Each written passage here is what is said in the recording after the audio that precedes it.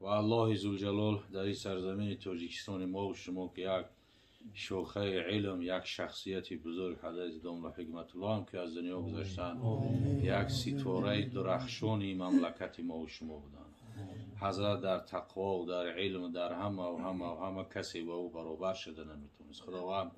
روحش شاد بگردونه و قبرش پر نور بگردونه، همراه علما و فضلا و شهدا پروردگار و محشورش بگردونه. الله ذوالجلال به مثل حضرت داملا صدها نفر دیگر در این سرزمین ما و شما پروردگار رو باز به دنیا بیاره. ربنا تقبل دعاءنا و اغفر لی یا رحمان ذنوبنا. در خود این فتوای هدیه، فتوای عالمگیری که از مذهب ما و شما میگن تری به حقی گفتن مکروه، درست نیست. فقط خدا را بخونین اجابت میکنه شما. خب زیارت قبرستان برای زنها بودن که در ابتدا معبد، اما برای زنها رخصت. برای چی رخصته؟ حضرت عایشه صدیقه طاهره مادرمون وقتی که رسول اکرم صلی الله علیه و سلم از دنیا گذشتن،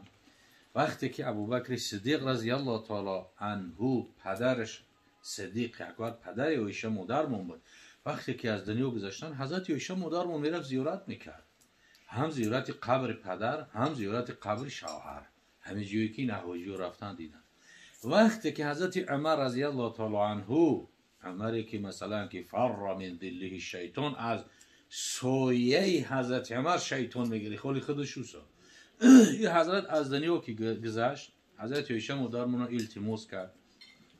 التجا کرد که در بری حضرت ابوبکر صدیق قبرش همجا جوش بتن. حتی در روایت ها اومده است که گفتن به چی خاطر وقتی که روان کرد در حالت که شهیدش کردن و حضرت عایشه مادرمون بچه‌ش روان کرده، گو برای بگو که عمر میگه که خواهش دارم در پایان پای پدرش مرا جا بتن. این جایی که رسول اکرم الگور کردگی حضرت ابوبکر خانه عایشه مادرمون بود. وقتی که رسول اکرم از دنیا گذشت در حدیث گفتن که هر کجا که پیغمبر از دنیا گذشت همونجا باید دفنش کنن. خانه عایشه صدیقه مادرمون بود میجا. پیغمبر دفن کردن، بعدن حضرت ابوبکر یه جای دیگه به خودش مونده بود. با خود بریم بگین که عمر، نگین که امیرالمؤمنین، وظیفه و منصب نگین، خلیفه اسلام نگین.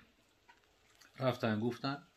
حضرت عایشه مادرمون روزی شد، رخصت داد. با گفت که بعد از جانم برآمدن گفت با یک بار دیگه بپرسین که حاضر از منصب و از مثلا خلافت مثلا یکی در دلش چیزی نرفته باشه. بعدا با پرسیدن حضرت عایشه مادرمون روزی شد. وقتی که حضرت عمر در جیب گور کردن، میگه که حضرت عمر رضی الله تعالی عنه چی گفت؟ به خاطر که فرد روز قیامت در روز محشر که همه محشور که میشوند، در حالت من از گور سر مبرورم که خاک پای رسول اکرم و ابوبکر صدیق از سر روم پاک کنم. این شکستگی را ببین، خاکساری را ببین که ما گرد خاک پای اونها را از سر روم پاک کنم. همین را التجا و خواهش نمی بود. وقتی که دفن کردن حضرت عایشه مادرمون، تو زمانی که پدرش، تو زمانی که رسول اکرم هر روز تنها بودن میرفت زیارت میکرد میومد. وقتی که حضرت عمر رضی الله تعالی عنه را دفن کردن دیگه حجاب قطع میپشون بعد میرفت. برای چی؟ در روز شخص سیام بیگانه های. حکم برادرها، حضرت عایشه مادرمون ببین که زنده آدم زنده مرد او طرف بیسته از مردی که در درون قبر جانش برآمدگی از همو حیا میکرده، حجابش در سرش میکشد. زیارت میره حضرت عایشه مادرمون. حضرت عایشه مادرمون از 6 فقیه بزرگی که در صحابه بودن، از همین 6 فقیه بزرگ یکتاش عایشه مادرمون بود. فقیه بود، همه مسئله را مردم از اون میپرسیدن، خودش زیارت میره. زمانی که حضرت پیامبر صلی الله علیه و سلم اینو که گذاشتن، حضرت فاطمه رضی الله تعالی عنها دختری رسول الله صلی الله علیه و سلم، اینم زیارت قبر پدر میرفت قبر پدرش، قبر پیامبر صلی الله علیه و سلم دعا و درود میکرد، گشته می اومد. یعنی برای زنها پیشتر داملوهامون خدا رحمت و مغفرتشون کنه، علمای بزرگ بودن، تقوای خوب داشتن، علمی خوب داشتن و خیلی شخصیت ها بودن. خدمت همون علمای پیشینه که امروز ما و شما مسلمانیم حضرت ها معلوم میکردن. میفتن که از او قبرستان رفتن 4 کلچک در 4 همسایت بوده این همی ثواب بر ارواح کجا میره دیگه یا میگه در کدمو در حقشون کجا میره دیگه همه بزرگان میفهمیدن که اگر به شرط کمی تا عمر رخصت میدادن دیگه همه میرفت دیگه زنان دیگه میرفتن زیارت به شرط میروه که سطر حجابش پوشیده باشه به شرط میروه که گریه و فیغان در نزد قبر نکنه بعد ببینن قبر پدرش شوهرش و فرزندش دیگه دو جار بگه خودش در زمین میشپه ببین گریه و فیغان نکنه نوحگری نکنه سطر حجابش به جا بیاره محرمش قطیش باشه در حال براوه که در قبرستان نباشه مردم مثلا مردم بیگناه و دیگر نباشه همه حالت ها در میروه در حقش دعا کنه و مثلا طلب استغفار کنه و بگرده بیه میشه لیکن اگر نروه با بهتر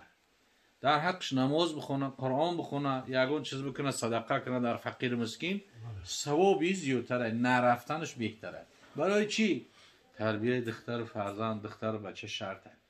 دخترش تمام پختن نمیتونه درزمول کردن نمیتونه و بلاغت رسید یک ای تلفن بازی و اینترنت بازی اینترنت لعنتی همه راه بیره کرده بوره دیگه میلش اهل اسلام استفاده بکنه اهل اسلام کتابو رو میبینه فتوا رو میبینه لیکن آدم بیره فقط بیرگی میبینه چیکار میکنه دیگه نه تمام پخته میتونه نه درز دوب دوخته میتونه نه مهمان گذرونده میتونه نه دیگه توفیق هدایت داره اکثر ایجاد میبینی همه دردش ره در رفته است ماشین با بولش اومده همین تا نگاه کرده رفته است هم قبان شدگی رابط شدگی دیگه انا از اون جد از اون قبرستان رفتن ده همین زنها مادرامون دخترش تربیت کنن بچهش تربیت کنن حرکت کنه که نوسکش سیگاریت کش بانکش گیرین کش نشه حرکت کنه که دخترش چی است با شرم با حیا باشه با سواد باشه با معرفت باشه حرکت کنه که خدمت شوهرش کنه یک پای شوهرش بجی قو یک پیاله چای کبوت در پیش کنه در پیش تا به چهره که شد شوهر وقش خش کنه این میلیون مزور زیاد رفتن ده ثوابی زیادتر برای چی بعد حق الله تعالی حق شوهر برای زن اگر مرد ایما امرأتین پیامبر میگه موتت و زوجها عنها راض دخلت جنه کدام زنی که عمرش تمام میشه میمره در حالی که بعد از مردن شوهرش از او راضیه شوهرش از او خشنوده داخل جنه پیامبر میگه داخل جنت میشه یعنی بهترش از رفتن وجوده همون خونه ده دعا و درود شکنه خیر صدقات شکنه دختر بچهش تعلیم تربیت کنه خدمت شوهرش بکنه این البته که از زمین تا آسمان فرق داره ثواب و اجر داره برای ما و شما دانه رو منظم خیلی حالتون بشد که ما میگیم که موریم دانستان لازم که ممکن بله بله دیگه دملوی که پیشتر بودن 120 کیلومتر میگفتن 120 کیلومتر حضرت تکای دملو محمدی قمسنگیری مفتی همی زمان بود مفتی همی تاجیکستان بود خدا رحمتش کنه خیلی علمی بزرگ بودن خیلی خدمتای زیاد کردن در دین حضرت 120 میگفت شمیتر بعد با بعضی مثلا که همین 3 قوله بعضی تو 80 مثلا 8 چند متر 89 بگیم کیلومتر و حضرت 120 میگو بعضی با 90 بالاتر میگن